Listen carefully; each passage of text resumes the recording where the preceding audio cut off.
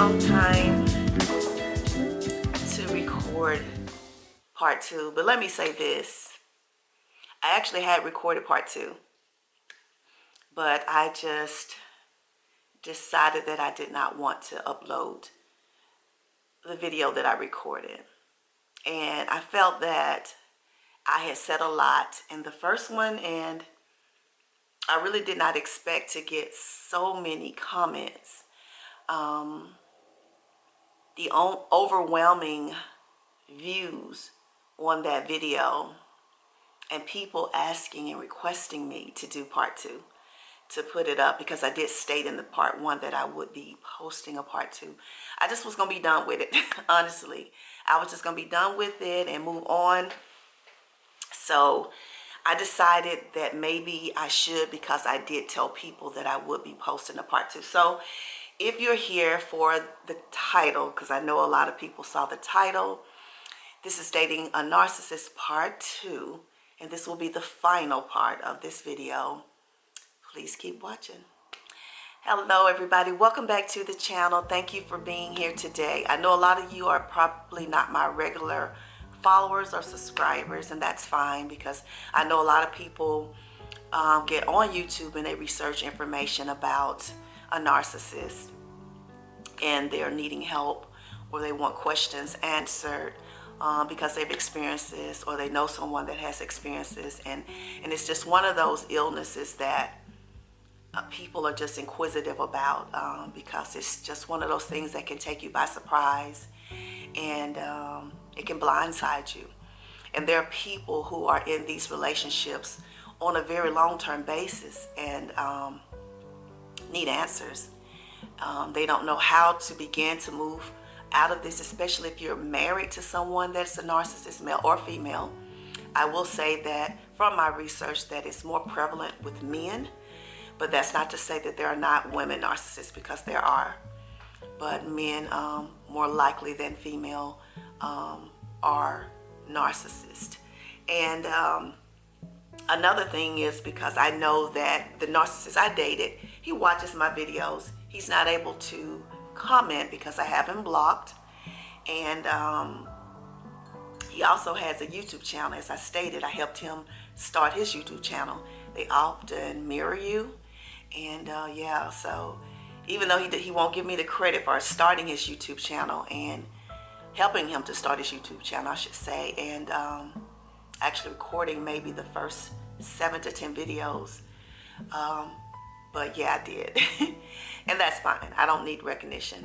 But I just wanted to finish up my story on dating a narcissist, and to hopefully help you who are researching, and to, help you to be aware of the fact that you deserve better, and that this is not love. It's not love, ladies. I'm sorry. I know a lot of people are looking for an answer to say that maybe they really love me, but they are going through something, or they're ill, and that you can perhaps help them to get well. But from what I've learned about a narcissist is that this is something that developed in their childhood. It was from the neglect of something in their childhood, whether it was through their parents or witnessing something traumatic that made them feel that they had to block off emotions, and that they just want people to give. They don't know anything about reciprocating, and they're able to actually put on a facade as if you really matter to them, until they get you to do what they want you to do, until they get you so wrapped up into them that they know you're not going anywhere, and they can say anything or do anything to you, and you will never leave. So we're going to delve into it. I'm going to give you different types of narcissists. I'm not going to give you all of them, but I will talk about the ones that are most prevalent. And the one that I dated was a covert narcissist.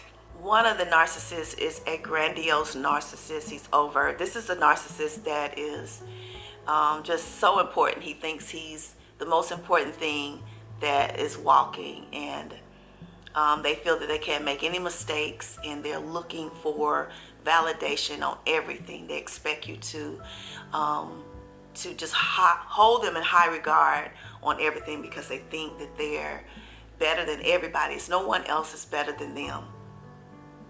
Then you have a covert narcissist. This is one that's most vulnerable, and in my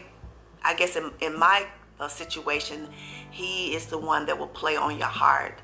Often they will share things with you like, as I stated in prior video, his mom had passed away 4 months prior, and that actually pulled me in because the beginning of our dating, that's all we did was talk about his mother and her illness and her dying, and he was very emotional, and I am very empathetic. I'm an empath, and so empaths tend to want to help and comfort people that are in these positions where they're sad and hurting and lonely, and showing you that they need help. And so that was how he really got me to care about him, because I wanted to help. I wanted to comfort. And so they often play victim. They will say that people are doing things against them, and they were the greatest person ever to this person. But, and that's something that he shared with me with his marriage, that his wife took advantage of him, and he did everything. He was the best husband there was. And she just up and left him. And, and when you're thinking about that and the fact that he just lost somebody very significant in his life, you start to feel that empathy, and that's what I did. I felt sorry for him. I wanted to help him to get through his sadness. And and this is something I feel that developed within him in his childhood, because his mother, and I'm not going to share a lot of his business, but his mother did take in a bunch of foster children. And sometimes it can develop in the lack of attention because she was having to attend to so many. And I learned that from researching and listening to a doctor talk about how that can happen to kids when they're younger, when they're not getting as much attention from their loved ones. One of the other narcissists is a malignant narcissist. And this person is a sadist, and they're very dangerous. And so can the grandiose, because a lot of times these are the ones who can be very violent as far as being physical. And all of them have the potential to be. And you have to be very careful with the things that you say, and they can often be very overprotective and what's the word I'm looking for? Possessive. And they will manipulate you, and they will be sneaky, and they will do things. They'll follow you, and they'll try to disrupt your relationships with your families and your friends. They try to isolate you from those that you love. And remember, in part 1, I told you that he had no friends. And so I think that he was trying to get me away from my friends. I had friends. I did things with my friends. And when he got to the point where he wanted me to spend so much time with him, I was not having time to devote to my friends. I had 2 very dear friends that I used to do things with randomly, on the weekends. And then when I started getting very close to him, he was tying up my weekends with, I want you to record for me, because he was now doing YouTube, and he wanted me to record his videos. So I was not able to hang out and do things with my other friends. My family lives in another city, so my friends were my family. And the night that I actually went out with one of my girlfriends to a jazz show, that was the night that he scolded me about my eyelashes, because I had wore some fake eyelashes. They was actually really cute. They weren't overbearing. They were just made mine look a little bit more fuller. And I believe because he noticed that, he complained and said he didn't like it, and that if I was dating him, he feels that I should do the things that he likes. When do you have to ask permission to dress a certain way or wear certain things? I would never require that of anyone I dated, because that's an individual and he has the right to wear things even if I don't like them. And if you ask me my opinion of it, I might say, well, I don't like that as much, but I would never tell him not to do something based on the fact that I didn't like it. And he was very adamant about me not wearing those things. And then he started complaining about me not just coming over on the weekends without having an invitation. But he failed to realize that often I had things to do. I was spending so much time at his home that I couldn't do my laundry. I had things I needed to do at home. I was even, I would pay my bills, but I would sit at his house and pay my bills because, I was never at home on the weekends. And I got to the point where sometimes I just wanted some me time and I didn't want to be over there every weekend, but it was like an expectation that I would be there. But I think, like I stated, when we came back from Vegas is when I started noticing him complaining more and being very, distant and just, argumentative. He would just start an argument for no reason. I could be sitting somewhere and then he would be like, I'm just not happy. I'm used to getting this sort of attention and that sort of attention. And I would be looking like, where's this coming from? And so my antennas had gone up. And I remember telling my best friend, I had talked to her on the phone one day. He was outside talking with his son. They were chatting, and I called my best friend, and I remember telling her that I was tired. I did. I told her I was just tired.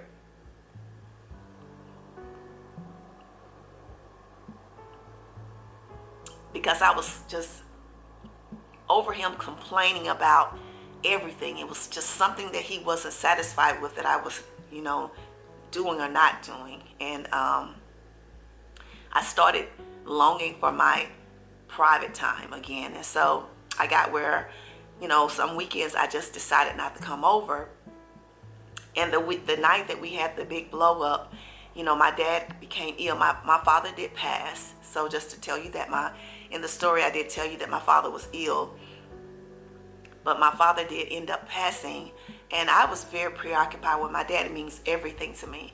And the night he called me and said that, why didn't I call him back? I was on the phone with my stepmom, finding out my father's treatment, and I even told him that. And he was just complaining because I didn't come over. He said, I put on cologne for you. I was smelling good. I was looking good. And for you.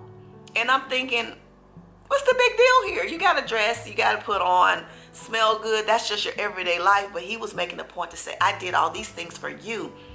And I was expecting to come over. And this was actually, not a every night thing. It wasn't like we saw each other every night of the week. And I actually told him I'm doing my taxes. It was late. And so I just did not call back, because I wanted to find out about my dad. And I figured once I told him that, he would be okay with that. But then I just realized that he was just self-centered and it was all about him. He never really showed any emotions about my father. He did not drive me when my father was in the hospital, and I was just devastated and I was very emotional. And I drove over 400 miles from Memphis down to it's 300 miles to my hometown, but it's 400 miles to where my father lived. By myself, and this was my guy, and he allowed me to. He runs his own business, so he didn't have an excuse for not being able to do it. He just did not care enough.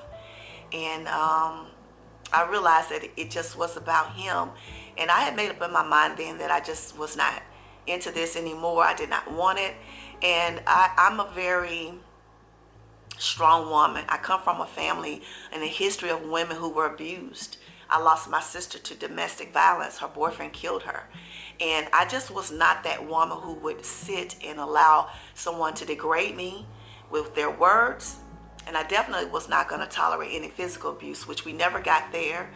But when the degrading started, it reminded me of my family and what I used to hear my mom go through and my sister go through. And I was just like, nah, this is not for me. And women, it's important to have boundaries and what you will and won't allow. And if you value yourself, it's important for you to value you, then you won't allow that. And when I broke it off that night and I told him that he could just get the hell on, and that's what I said. And the next day he rushed to my place of employment, and I remember him coming in, and I was just like, oh my God, I'm gonna have to deal with this, because I thought then that he was gonna be possessive. And he ran to my desk and he was just like, all I wanted to do was just love you. And I said, that's not true. If you want to love someone, you're not going to devalue them or degrade them. You're not going to talk down on them. You're not going to put them down. You're not going to complain about what they're not doing. When they're doing everything, I'm giving you all of my time, basically, all of my free time. And it still was not enough. And when you recognize this, ladies, I ask you to ask yourself this question. Is it more important for you to have someone who will abuse you emotionally, mentally, and verbally, physically sometimes, or deal with the pain of getting past a person that way? I would choose me every time. I'm more important than allowing somebody to talk down to me and to not treat me important and to value me and respect me and giving him my time and my attention, and I cared deeply about him. I was not in love with him, but I cared enough about him that I was willing to see where we could go. But when that started, I realized very quickly that he was not the man for me. And even though I have now moved away, when I first moved away, somebody told me in the comments, he's not done, he's gonna try again, and he did. He called me, he bowls, as I stated, and he had some tournaments that was close to where I am now. And he asked me if he could come visit, and he was like, well, can I just come? And, we go to dinner, and perhaps you could ride up to the tournament, which I think the tournament was maybe another 150 miles from me. And I thought about it, and I was just like, why would I do that? So that he could start up again. I really feel that he would make trips here, and he would try that long distance. So I say to you that when you recognize that these signs, pay attention the first time. And even though it may come across again, he may send you flowers, he may talk lovingly, he may say, I'm sorry, he may say, you're the best thing that ever happened to me. Always remember what you experienced. See, that's the thing that women, I think, make the mistake, because they sometimes forget, or they put to the back all the things that made you decide that this wasn't right because of what they're saying now. And they may even do those things for a month or two. But always remember, it happened in the first place. And it's not a place that you want to be with someone, and not even giving them another chance, because you should have boundaries of what you will and will not allow in your life, and the type of relationship that you require. And if a person has the tendency to be able to do these things or talk to you in these ways, that's not someone that you would want. Because even if they apologize, even if they come back, even if they say they never do those things again, they've already done them. Why would you want someone who has the potential to do those things? That person you want should be upright in the beginning, and you should see that throughout the duration. Having an argument with someone does not require you to be degraded and to be devalued, or to show you the potential of violence, to talk bad about you, to call you names, to put you down, to call you blonde, dizzy, you're not good enough, to tell you you need to change your appearance for them. They liked you the way you were when they met you. So why should you change anything? That's controlling. That's manipulating. That's gaslighting. And when you see something, they will often try to make you believe that you didn't see it. And they will tell you it's you, that you're jealous and that you're wrong. If you saw what you saw, you saw what you saw. And don't let somebody tell you you did not see it. Walk away while you still have the opportunity to. My heart goes out to women who are married to men like that, who have children with men like that, or anyone actually, not just women, because it takes a lot more, because you have children to think about. The law is going to require them to see the children, and it's more things you have to just divide and to take care of. And so my heart goes out to you all. But if you are a single woman, value yourself enough to know that you deserve better than that, and don't doubt your intuition ever.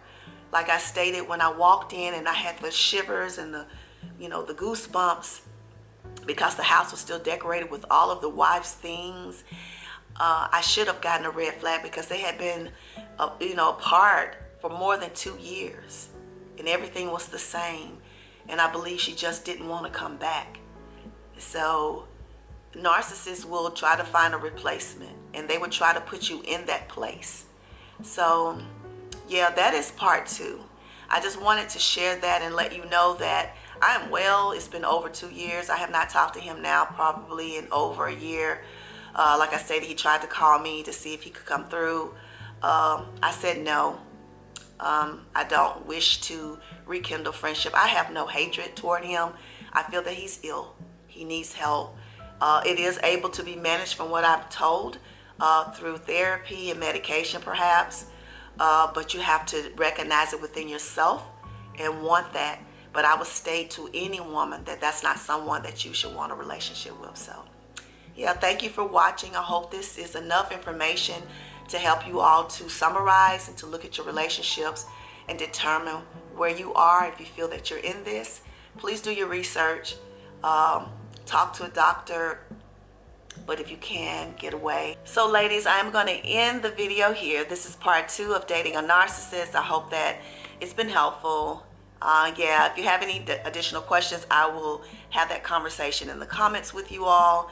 Thank you all for watching. If you're new to the channel, I hope that something has been said today that will encourage you, that will motivate you. This is a motivating healing channel for women, specifically mature women who may be new to all of this and getting back out there. Be careful. Be very careful. Don't doubt your intuition. If you see something that doesn't look right, it probably is true. And for all of my returning sisters who support me on this channel, thank you for your continued support. Thank you for watching this video. Hope you all have a wonderful weekend. Have a great holiday season. Be blessed. Stay strong. Work on your mental and emotional health. And yeah, it's very, very important in these times. So I will see you all later. Go enjoy my coffee in this beautiful morning. And I will see you all in the next video. I love you guys. Bye for now.